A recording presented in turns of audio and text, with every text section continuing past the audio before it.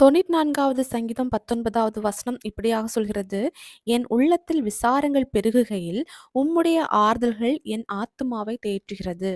நம்முடைய ஆண்டவர் நமக்கு ஆறுதல் செய்கிறவர்.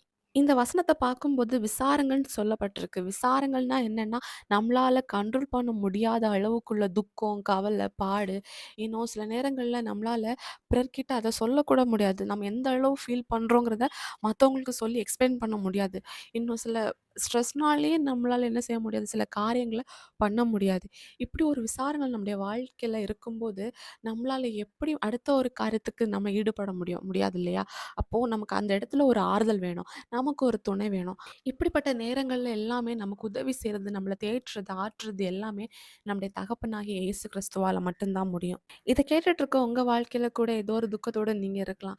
ஏதோ ஒரு கவலைய நீங்க சுமந்துக்கிட்டே இருக்கலாம். அழுதுட்டே இருக்கலாம். நீங்க யார் சமூகத்துல போய் அழணும் அப்படின்னா, ஆண்டவருடைய சமூகத்துல போய் அப்பான்னு சொல்லி கத்தி அழுங்க.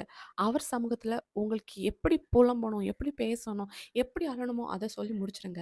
அவ்வளோதான். ஆண்டவர் உங்கள தேற்றுவாரு, ஆற்றுவாரு. நீங்க அத உங்களால ஃபீல் பண்ண முடியும். எத்தன பேர் இன்னைக்கு உயிரோட இருக்கிறாங்க தெரியுமா? ஆண்டவருடைய ஆறுதல்னால. சில பேர் மரணத்த நோக்கி ஓடுவாங்க.